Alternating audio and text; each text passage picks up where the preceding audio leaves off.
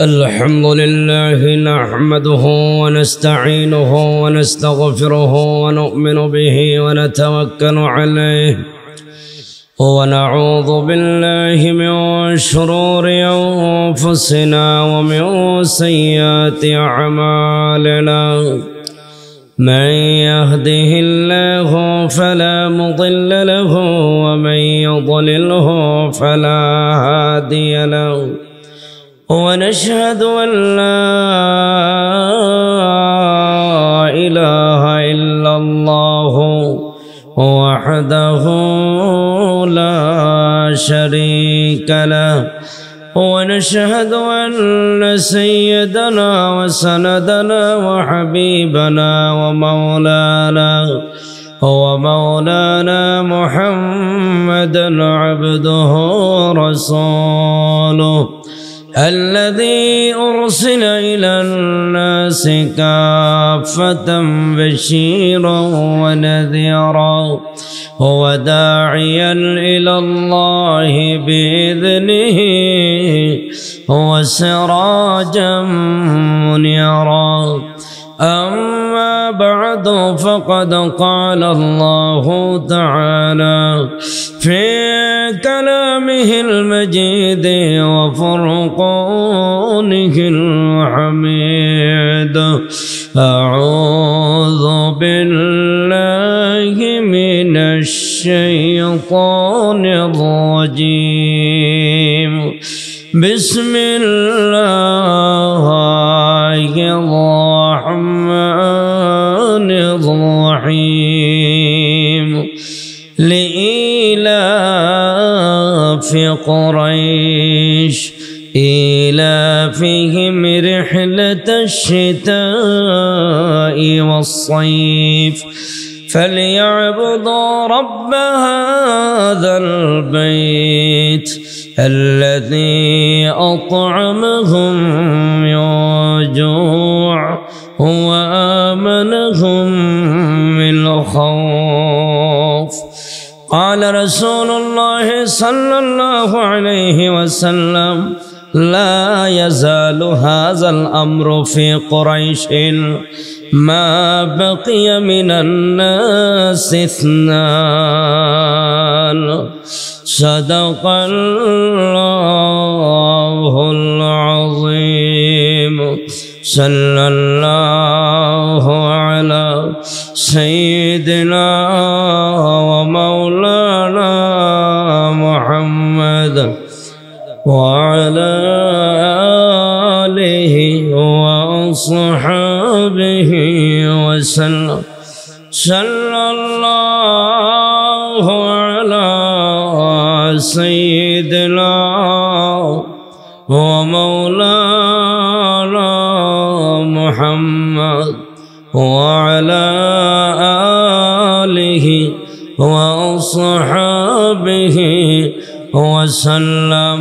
بلغ العلا بكماله كشف الدجى بجماله حسنت جميع خصاله صلوا عليه وآله. मुअज़्ज़ज़ मुहतरम सद्दे मुसल्लियान करम আল্লাহ পাকের দরবারে শুকর আদায় করছি যিনি আমাদেরকে আগে আগে জুমার মসজিদে আসার বসার তৌফিক দিয়েছেন। এই জন্য কালিমাতুর শুকর আদায় করছি আলহামদুলিল্লাহ। কোরআন শরীফের 114 সূরা সমূহের মধ্য থেকে একখানা সূরা পড়েছি।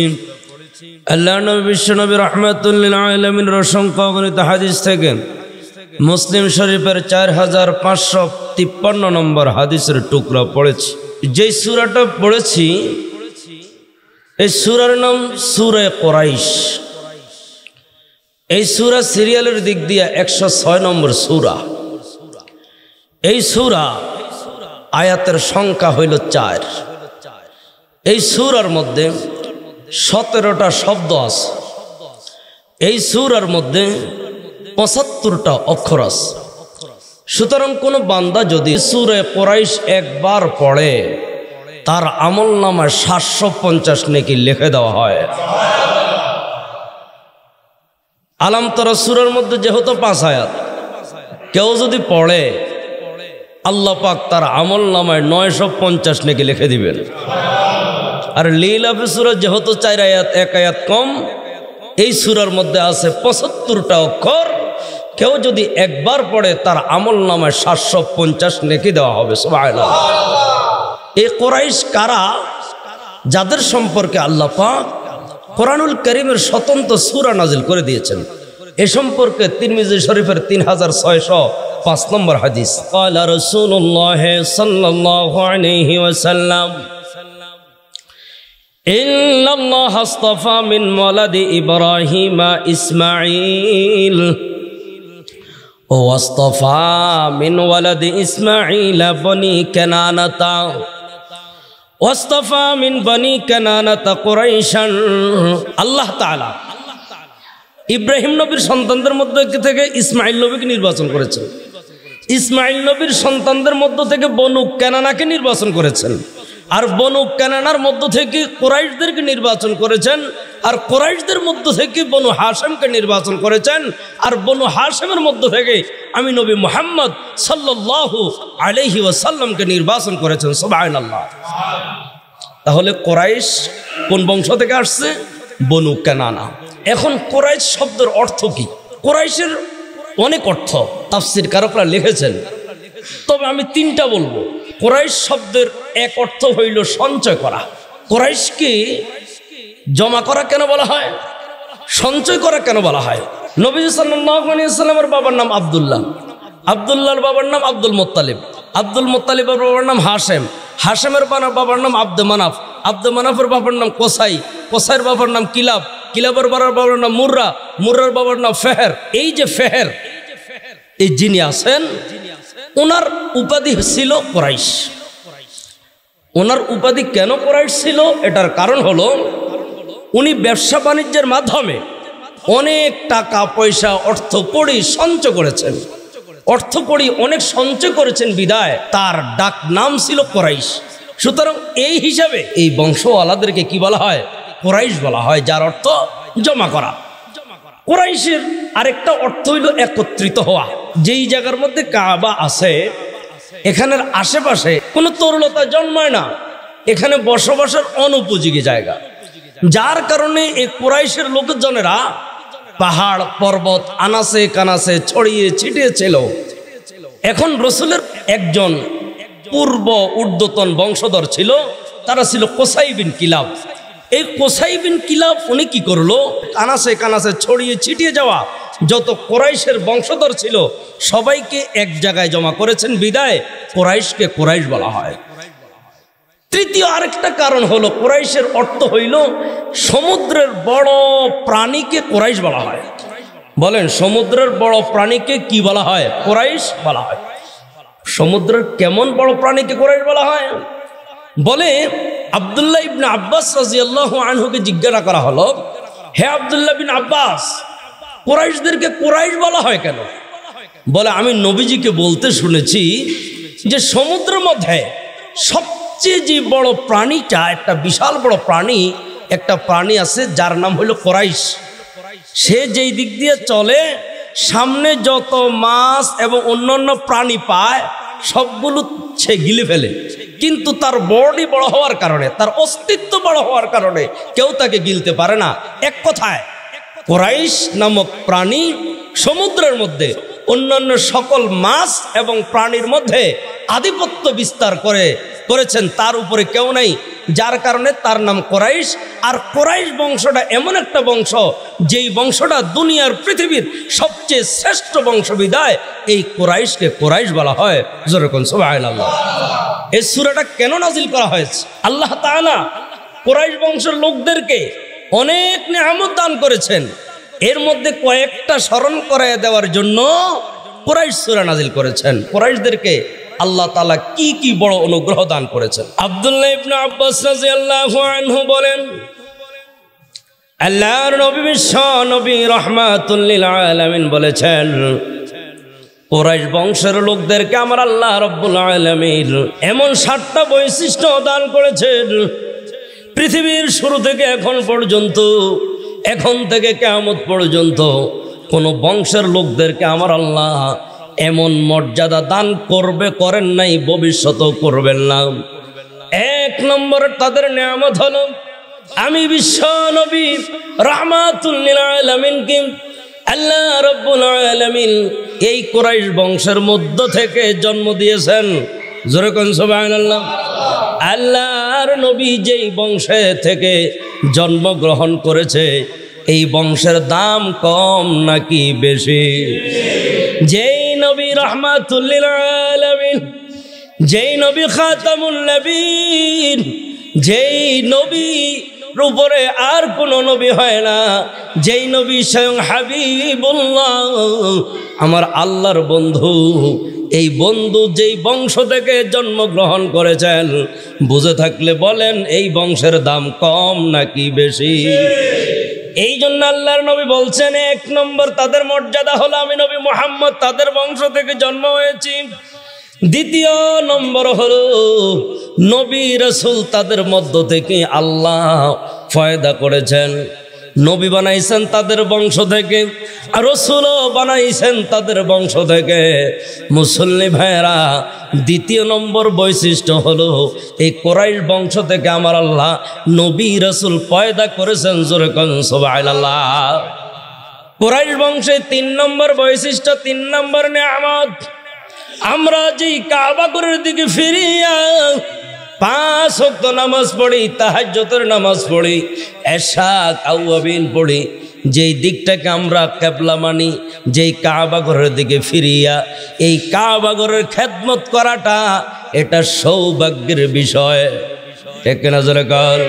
এই কাবা ঘরের খাদেম আমার আল্লাহ কুরাইশ বংশের লোকদেরকে বানাইছেন। সুবহানাল্লাহ। কুরাইশদের 4 নম্বর বৈশিষ্ট্য, 4 নম্বর নিয়ামত আল্লাহ দিয়েছেন, সেটা হইল জমজমের পানি। জমজমের পানি পান করানোর দায়িত্বটা আমার আল্লাহ শুরু লগ্ন থেকেই বনু কুরাইশকে দান করেছেন। জোরে কোন সুবহানাল্লাহ।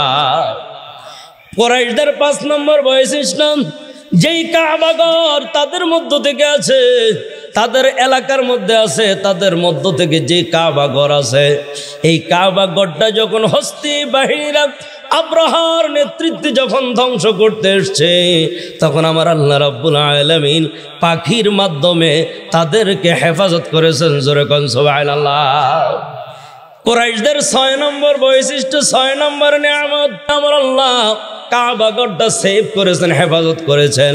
আকাশ থেকে পাখিগুলা যখন কঙ্কর নিক্ষেপ করলো, তখন কুরাইশরা এমন ভয় ঢুকছে, এমন আল্লাহর প্রতি আস্থা বিশ্বাস জন্মগ্রহণ করছে, এটা দেখতে দেরি হয়েছে।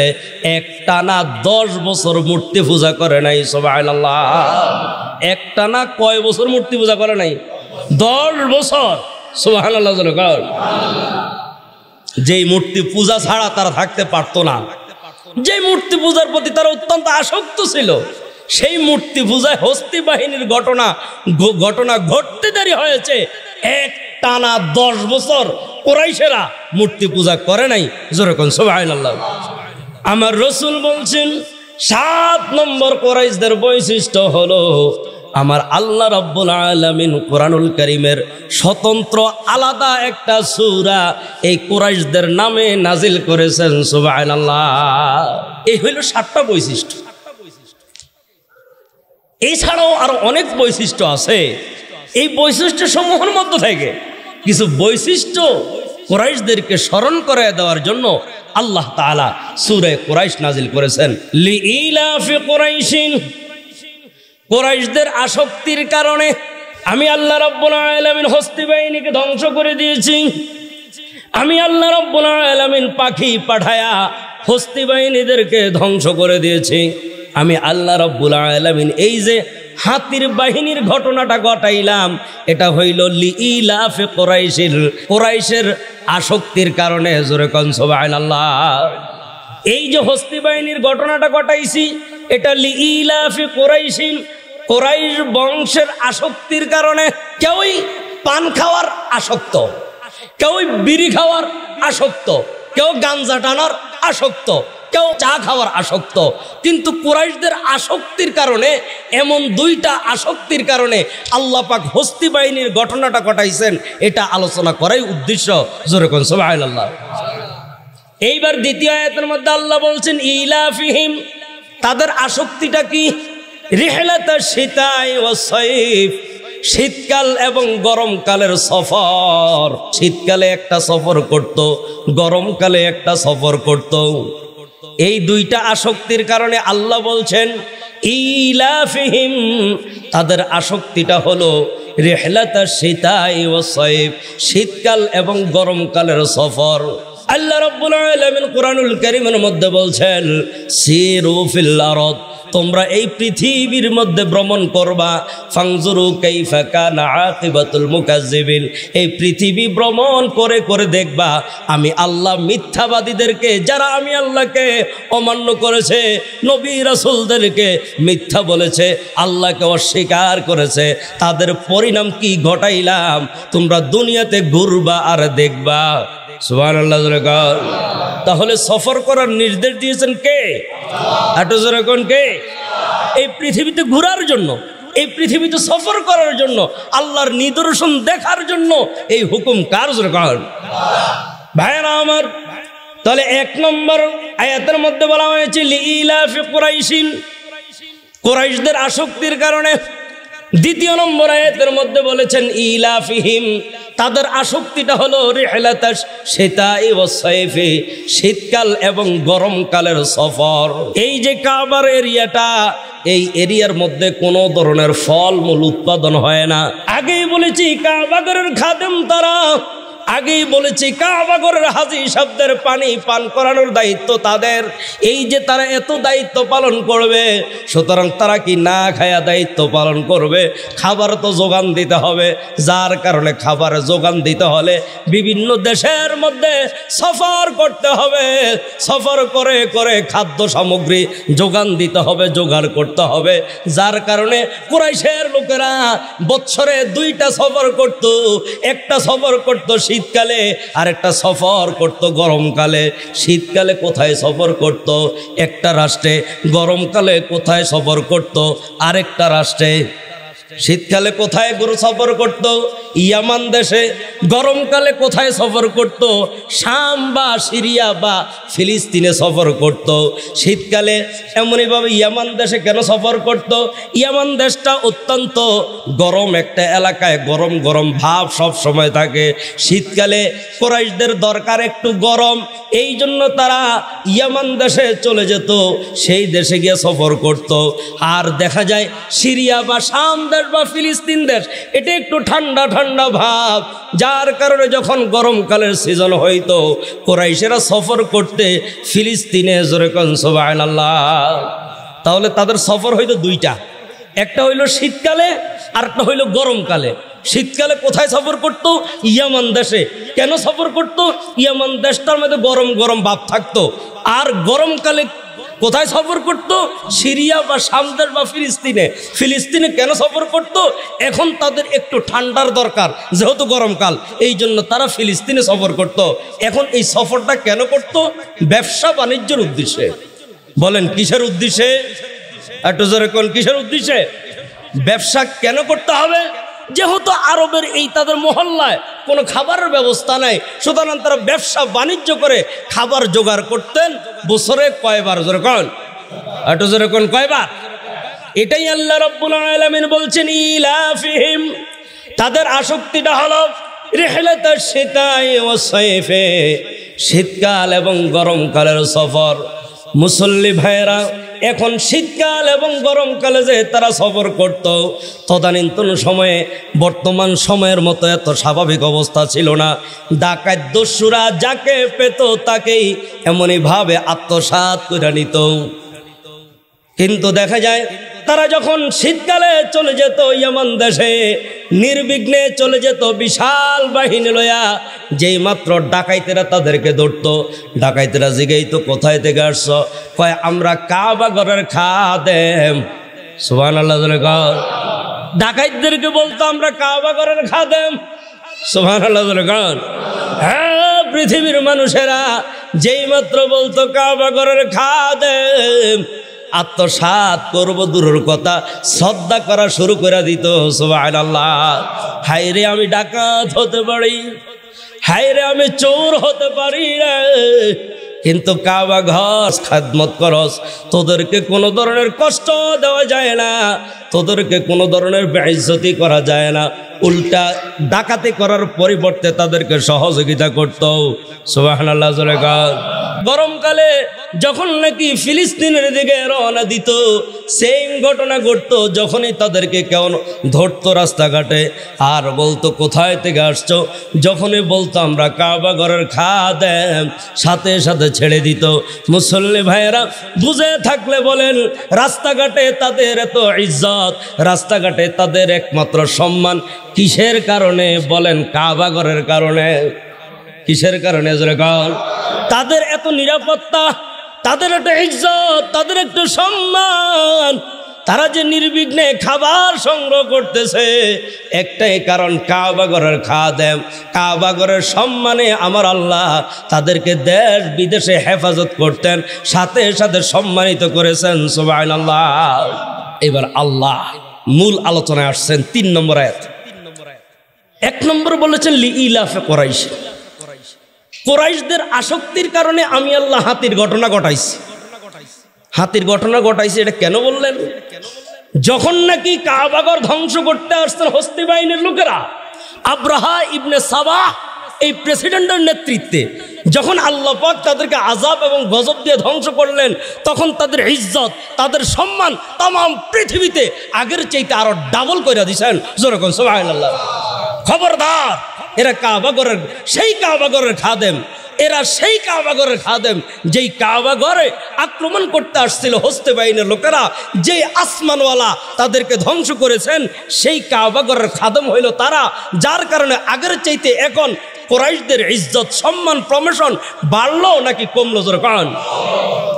আল্লাহ রাব্বুল আলামিন এটাই বলছেন লিইলাফি কুরাইশিন। এই যে আমি আল্লাহ হাতির বাহিনীর ঘটনাটা ঘটাইলাম, এটা ছিল লিইলাফি কুরাইশিন, কুরাইশদের আসক্তির কারণে। ইলাফিহিম, তাদের আসক্তিটা কি? রিহলাতা শীতাই ওয়াস সাইফি, শীতকাল এবং গরমকালের সফর। এবার আমার আল্লাহ ডাক দিয়া কয়, কুরাইশেরা রে, হ্যাঁ কুরাইশেরা শুনো, যে আল্লাহ কাবা ঘরের মাধ্যমে তোমাদেরকে সম্মানিত করেছেন, সুতরাং তোমাদের উচিত হইল ফালিয়াবুদু রব্বা হাযাল বাইত, এই ঘরের আল্লাহর ইবাদত করা। সুবহানাল্লাহ। যে আল্লাহ কাবা ঘরের মাধ্যমে তোমাদেরকে এত কিছু করলো, ফালিয়াবুদু রব্বা হাযাল বাইত, সুতরাং তোমাদের উচিত হইল এই ঘরের আল্লাহর ইবাদত করা। জোরে কোন সুবহানাল্লাহ। কেন আল্লাহ এই কথা বলছেন? তারা কি করলো? কাবা ঘরের ভিতরে 360টা মূর্তি ঢুকাইছে। কয়টা ঢুকাইছে? জোরে কান। 360টা মূর্তি ঢুকাইয়া মূর্তি পূজা শুরু করছে। আল্লাহ এই জন্য আয়াত নাজিল করে দিয়ে, 3 নম্বর আয়াত নাজিল করে দিয়ে বলছেন, এত কিছু আল্লাহ তোমাদেরকে দিল, সুতরাং তোমাদের উচিত হইল যেই কাবা দ্বারা তোমাদের এত কিছু, এই কাবা ঘরের আল্লাহর ইবাদত করা। ঠিক করে জোরে কান। এবার আল্লাহ পাক 4 নম্বর আয়াতে, 4র্থ নম্বর আয়াতে আল্লাহ রাব্বুল আলামিন আল্লাহর পরিচয় দিতেছে। আল্লাযী আত'আমাহুম মিন জু' ওয়া আমানাহুম মিন খাউফ। আল্লাহ হলেন তিনি, আল্লাহ হইলেন সে আল্লাহ, আল্লাযী আত'আমাহুম মিন জু', যিনি ক্ষুধার্ত অবস্থায় খাওয়ান দান করেন। সুবহানাল্লাহ। তোমাদের কাবা ঘরের এরিয়ার পাশে কোথাও কোনো খাবার নাই, এই খাওয়ান দিল কে? আরে যেরকম দিল কে? আয়াতের শেষাংশ বলেছেন ওয়া আমানাহুম মিন খাউফ, যে আল্লাহ রাব্বুল আলামিন তোমাদেরকে ভয় থেকে নিরাপত্তা দান করেছেন। সুবহানাল্লাহ। এই যে তোমরা ব্যবসা বাণিজ্যের এত পণ্য লয়া মাইলকে মাইল, শত শত মাইল সফর করে যাও, এই যে তোমাদেরকে নির্ভয়ে সফর করার সুযোগ করে দিয়েছেন এক আল্লাহ, তিনি কে? জোরে কান। 4টা আয়াতের কথা বললাম। 1 নম্বর আয়াতের কথা বলছি লিইলাফি কুরাইশিল, আমি আল্লাহ হাতির বাহিনীর ঘটনাটা ঘটাইলাম কুরাইশদের আসক্তির কারণে। দ্বিতীয় আয়াতে আল্লাহ বলেছেন ইলাফিহিম, তাদের আসক্তিটা হলো রিহলাতাশ শিতাই ওয়াস সাইফ, শীতকাল এবং গরমকালের সফর। 3 নম্বর আয়াতে আল্লাহ বলছেন ফালিয়াবুদু রাব্ব হাযাল বাইত, সুতরাং তোমাদের উচিত হইল এই ঘরের আল্লাহর ইবাদত করা। এইবার 4র্থ আয়াতে আল্লাহ নিজের পরিচয় দিচ্ছেন আল্লাযী আত'আমাহুম মিন জু', যে আল্লাহ রাব্বুল আলামিন তোমাদেরকে ক্ষুধার্ত অবস্থায় খাওয়ান দান করেন, ওয়া আমানাহুম মিন খাউফ, আর ভীতি সন্ত্রস্ত অবস্থায় তোমাদেরকে নিরাপত্তা দান করেন। সুবহানাল্লাহ। শুরু থেকে 4টা আয়াত পর্যন্ত সম্পূর্ণ আয়াতগুলো একমাত্র কুরাইশদের সম্পর্কে নাজিল করেছেন, ঠিক কিনা জোরে কান? এখন আমরা বলবো কুরাইশদেরকে আল্লাহ সব দিছে, সব কিছু করছে, আমগুলো তো আর করে নাই, এই জন্য আমরা ইবাদত করার দরকার নাই। এই সম্পর্কে আল্লাহ রাব্বুল আলামিন সূরা বাকারার 21 এবং 22 নম্বর আয়াতের মধ্যে বলছেন ইয়া আইয়ুহান নাস, হে মানুষ সকলেরা, মানে হে বাংলাদেশের মানুষেরা, হে কাতারের মানুষেরা, হে সৌদি আরবের মানুষেরা, হে আমেরিকার মানুষেরা, হে থাইল্যান্ডের মানুষেরা, হে নিউজিল্যান্ডের মানুষেরা, হে ভারত, পাকিস্তান, নেপাল, ভুটানের মানুষেরা, তোমরা শুনো, উবুদু রাব্বাকুম, তোমরা আল্লাহ রাব্বুল আলামিনের ইবাদত করো। কোন আল্লাহ? আল্লাহ যে খালাকাকুম, যে আল্লাহ তোমাদেরকে সৃষ্টি করেছেন। সুবহানাল্লাহ। আমাকে আপনাকে সৃষ্টি করেছেন কে? সন্দেহ আছে মনে হয়? আমাকে আপনাকে সৃষ্টি করেছেন কে? এই জন্য আল্লাহ রাব্বুল আলামিন বলছেন ইয়া আইয়ুহান নাস, হ্যাঁ মানুষ সকলেরা, উবুদু রাব্বাকুম, তোমরা তোমাদের রবের ইবাদত করো, আল্লাযী খালাকাকুম, যে আল্লাহ তোমাদেরকে সৃষ্টি করেছেন। মুসলমান ভাইয়েরা, আল্লাহ কেমনে সৃষ্টি করেছেন এটা বলতে গেলে লম্বা সময়ের দরকার। এমন একটা জিনিস দ্বারা সৃষ্টি করেছেন যেটা অত্যন্ত নিকৃষ্ট একটা জিনিস, ঠিক কিনা জোরে কার? শুধু কি আমাদেরকে সৃষ্টি করেছেন না, আগে যারা ছিল তাদেরকেও সৃষ্টি করেছেন আল্লাহ। এই সম্পর্কে আল্লাহ বলছেন ওয়াল্লাযীনা মিন ক্বাবলিকুম, শুধু তোমাদেরকে সৃষ্টি করলাম এমন না, তোমাদের আগে যারা ছিল তাদেরকেও সৃষ্টি করলাম। আল্লাহ পাক আগের লোকদেরকে কেন বলছেন? এটা করার কারণ হইল আমরা আছি 3.5 হাত, কিন্তু আগের এমনও লোক ছিল যারা ছিল 60 হাত। আমরা কয় হাত? 3.5। কিন্তু আগের এমন লোকও ছিল যারা ছিল কয় হাত? 60 হাত। এই সম্পর্কে ঘটনা আছে। হযরত মুসা আলাইহিস সালামকে আল্লাহ পাক হুকুম করছেন, হে মুসা যাও অমুক জায়গায় এদের সাথে যায় যুদ্ধ করে আস। এখন যুদ্ধ করতে যাওয়ার সময় হযরত মুসা নবী বলতেছে 2 জন যাও, যাইয়া আমরা যাদের সাথে যুদ্ধ করব এদের হালতটা একটু দেখে আস, এদের চেহারা সুরত কি, এদের বডির অবস্থা কি, এদের অস্ত্র শস্ত্র প্রস্তুতি কতটুকু। 2 জন দূতকে পাঠাইছে, যাও দেখে আস। এই 2 জন গেছে, যায়া এলাকার নাম আমালেকা, বলেন এলাকার নাম কি? আমালেকা। এই আমালেকা 2 জন গেছে, যায়া দেখতেছে বিশাল বিশাল মানুষ। আইসা হেগো চেহারার দিকে তাকাইলে মাথা এমনি ঘুরাইতে হয়, ধরেন টুপি থাকলে টুপি বেড়ে যাবে, এমন অবস্থা। এখন জিগায় ওই আমালেকা গোত্রের লোকেরা কয় তোমরা কারা? কয় মুসা নবী পাঠাইছে। কয় কেন পাঠাইছে? কয় আল্লাহ পাক হুকুম করছে তোমাদের সাথে যুদ্ধ করার জন্য। এখন ওনারা হাসি তামাশা কইরা যে 2 জনটা পাঠাইছে 2 হাতে ধরে 2 পকেটে ঢুকাইছে। 2 হাতে ধরে কয় পকেটে ঢুকাইছে বলেন? এই সম্পর্কে কোরআনে লম্বা আলোচনা আছে। 2 জনটা দইরা 2 পকেটে ঢুকাইছে। এখন যুদ্ধ করার শখ আছে তো, এখন ডরে ভয়ে গেছে মুসা নবীর কাছে। মুসা নবী জিজ্ঞাসা কিরে কেমন দেখলি? কয় এই ঘটনা। কয় চুপ, কোনো কথা বলবি না, নতুবা এরা ডরে যাইব না। কারণ যুদ্ধ বিজয় দান করা আর পরাজয় বরণ করা এগুলো সম্পূর্ণ কার হাতে? জোরে কর। একটু আগে বয়ান করে বুঝাইছি, বিশাল বড় হস্তি বাহিনী, বিশাল বড় বাহিনী, 60,000 লোকের বাহিনী। আল্লাহ পাক জিব্রাইল লাগায় নাই, হাতি লাগায় নাই, পাখি দিয়ে কাম সরাইছে, ঠিক না জোরে কর। এই জন্য মুসা নবী বলছিলেন খবরদার কারো কাছে বলবি না। এখন হেরা আর কথাটা গোপন রাখে নাই, বইলা দিস। এখন মুসা নবীকে চলো যুদ্ধ করতে চলো। কোরআনের আয়াতে আল্লাহ বলেন, হেরা মুসা নবীর উত্তর দেয় আপনি আর আপনার খোদাইকে যুদ্ধ করে আসেন, আমরা যাবো না। হেরা উত্তর দিছে কি? আপনি আর আপনার খোদাইকে যুদ্ধ করে আসেন। মুসল্লি ভাইয়েরা, আমি ওই ঘটনা বলা উদ্দেশ্য নয়, শুধুমাত্র আমাকে আপনাকে আল্লাহ সৃষ্টি করেছেন 3.5 হাত। এতে আশ্চর্য হয়ে যায় আল্লাহ ডাক দিয়া কয় আল্লাযীনা মিন ক্বাবলিকুম, আগে বড় বড় মানুষগুলাকে আমি আল্লাহই বানাইছি। সুবহানাল্লাহ। তাহলে আল্লাহ পাকের আমরা ইবাদত করব কেন? 5টা কারণে। 1 নম্বর কারণে আল্লাহ আমাদেরকে সৃষ্টি করেছেন। 1 নম্বর কারণ হলো আল্লাহ পাক আমাকে আপনাকে সৃষ্টি করেছেন। 2 নম্বর কারণ হলো আল্লাহ বলছেন আল্লাযী জাআলা লাকুমুল আরদা ফিরাশা, আল্লাহ হইলেন তিনি যিনি তোমাদেরকে জমিনটা তোমাদের জন্য বিছানা বানায়া দিয়েছেন। সুবহানাল্লাহ। পুরা পৃথিবীটা কি সাগর? পুরা পৃথিবীটা কি পাহাড়? না, পুরা পৃথিবীটাকে আল্লাহ পাক আমার আপনার জন্য বিছানা বানাই দিয়েছেন। চাইলে বিল্ডিং উঠাইতে পারো, চাইলে ঘর উঠাইতে পারো, চাইলে ব্রিজ বানাইতে পারো, চাইলে ওই বিছানার মধ্যে শুয়ে যাইতে পারো। ঠিক কিনা জোরে কোন মুসল্লি ভাইয়েরা? তাহলে বড় বড় 2টা কারণ। একটা হইলো আল্লাহ আমাদেরকে বানাইছে, যেটা অন্য কেউ পারে না। 2 নম্বর কারণ হলো আল্লাহ পাক আমার জন্য আপনার জন্য এই পৃথিবীটা বিছানা বানায় দিয়েছেন। বুঝে থাকলে বলেন, এই পৃথিবীটাকে এমন কইরা বিছানা বানায়া দেওয়া কোনো প্রেসিডেন্টের পক্ষে সম্ভব?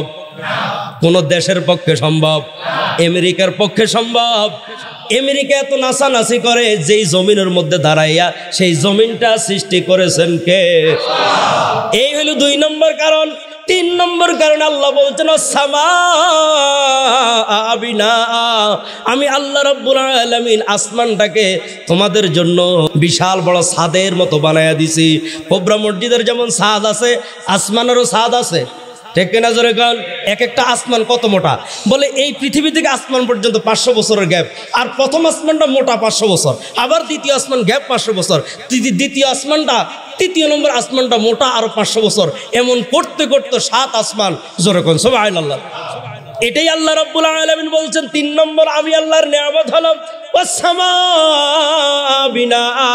আমি আল্লাহ আসমানটাকে ছাদ বানায়া দিছি। সুবহানাল্লাহ। জোরে কোন আমি আল্লাহ আসমানটাকে ছাদ বানায়া দিছি। ছাদের বয়ান করতে গেলে লম্বা সময়ের দরকার। 3 নম্বর গেল। 4 নম্বর আল্লাহ রাব্বুল আলামিন আরো ডাক দিয়ে বলতেছেন ওয়া আনজালা মিনাস সামাই মাআ। 4 নম্বর কারণ হলো আমি আল্লাহ আসমান থেকে বৃষ্টি নাজিল করি। সুবহানাল্লাহ। এই পৃথিবীতে আল্লাহ যদি বৃষ্টি নাজিল না করতেন এই পৃথিবীর অবস্থা কি হইতো গত কয়েক মাস আগে আপনারাই দেখছেন। মাত্র কয়েকটা দিন বৃষ্টি বন্ধ রাখছে। হুজুর বৃষ্টির নামাজ পড়েন। আনাসে কানাসে বৃষ্টির জন্য হাহাকার শুরু হয়ে গেছে। ফসলের জমিগুলো ফেটে চৌচির হয়ে গেছে। তার মানে আল্লাহ পাক বলছেন যে আল্লাহ আসমান থেকে বৃষ্টি নাজিল করে তোমরা চাওয়া ছাড়াই সেই আল্লাহর ইবাদত করার দরকার আছে নাকি নাই? 5 নম্বর কারণ হারাম ফাখরাজা বিহি মিনাস সামারাতি রিজকাল লাকুম, যে আল্লাহ পাক জমিন থেকে বৃষ্টির মাধ্যমে রিজিক বাইর করেন, ফলমূল বাইর করেন। সুতরাং তোমাদের উচিত হইল সেই আল্লাহর ইবাদত করা। সুবহানাল্লাহ। খাওন ছাড়া, রিজিক ছাড়া, ফসল খাওয়া ছাড়া কেউ বাঁচতে পারবে এমন কোনো অবস্থার আছে নাকি? কারণ এই পৃথিবীতে যা দেখেন সবগুলো সৃষ্টি করছেন কে? কারণ ও বান্দা তোমরা মনে কইরো না আমি আল্লাহ শুধু কুরাইশদেরকে ইবাদত করার জন্য বলছি, তোমাদেরকেও ইবাদত করতে হবে 5টা কারণে। 1 নম্বরে তোমাদেরকে সৃষ্টি করলাম আমি আল্লাহ। 2 নম্বরে আমি আল্লাহ রাব্বুল আলামিন তোমাদের জন্য জমিনটাকে বিছানা বানায়া দিলাম। 3 নম্বর কারণ হলো আসমানটাকে ছাদ বানায়া দিলাম। 4 নম্বর কারণ হলো আসমান থেকে বৃষ্টি নাজিল করি। 5 নম্বর কারণ হলো আমি আল্লাহ নিজেই ফসল উৎপাদন করি। সুবহানাল্লাহ। আমরা যখন নামাজের মধ্যে দাঁড়াইব লিইলাফি কুরাইশ, কুরাইশদের আসক্তির কারণে। আসক্তি কি? আগের ঘটনা। ইলাফিহিম তাদের আসক্তিটা হলো রিহলাতাশ শীতাই ওয়াস সাইফ, শীতকাল এবং গরমকালের সফর। ফালিয়াবুদু রাব্ব হাযাল বাইত, সুতরাং তাদের জন্য উচিত হলো এই ঘরের ইবাদত বন্দেগী করা। আল্লাযী আত'আমাহুম মিন জু', আল্লাহ হলেন তিনি যিনি অভাব অবস্থায় ক্ষুধার্ত অবস্থায় খাবার দান করেন। ও আমানাহুম মিন খাউফ, এবং ভয় ভীতি সন্ত্রাস অবস্থায় নিরাপত্তা দান করেন। এরপরে আল্লাহ রাব্বুল আলামিন সূরা বাকারার 21 এবং 22 নম্বর আয়াতে আমাকে আপনাকে বলছেন বান্দা 5টা কারণে দুনিয়ার সকল মানুষরা আমি আল্লাহর ইবাদত করবা। 1 নম্বর আমি তো তোমার স্রষ্টা। 2 নম্বর কারণ হলো আমি আল্লাহ রাব্বুল আলামিন তোমার জন্য জমিনটাকে বিছানা বানাইলাম, আসমানটাকে ছাদ বানাইলাম, আসমান থেকে বৃষ্টি নাজিল করি। 5 নম্বর কারণ হলো এই বৃষ্টির মাধ্যমে আমি আল্লাহ ফলমূল উৎপাদন করি। সুবহানাল্লাহ। পরিশেষে পরিশেষে বলে দিচ্ছি সূরা কুরাইশের আমল। আপনি যদি কোথাও পেরেশানিতে হন, কোন ধরনের বিপদে আপদে পড়েন, তাফসির মাযহারি এই কিতাবের মধ্যে আল্লামা সানাউল্লাহ পানিপতি রহমতুল্লাহ আলাইহি লিখেছেন, আপনি বিপদে আপদে পড়লে, মন খারাপ থাকলে, পেরেশানি থাকলে যদি বেশি বেশি কুরাইশ সূরা পড়েন, আল্লাহ পাক বিপদ দূর করে দিবেন। আরেকটা আমল আমার পরীক্ষিত, রাস্তাঘাটের মধ্যে যদি বাস না পান, অনেকক্ষণ দাঁড়ায় রয়েছেন কিন্তু গাড়ি আসতেছে না, 11 বার লিলাফে পড়বেন। কয়বার? আরো জোরে কোন কয়বার? এই বাস পান না, দাঁড়ায় পড়বেন লিলাফে কুরাইশ, লিলাফে 60টা আয়াত 11 বার পড়বেন। আশা করা যায় যানবাহনের ব্যবস্থা করবেন। এটা উলামায়ে কেরামের পরীক্ষিত আমল। আল্লাহ আমল করার তৌফিক দান করেন, আমিন।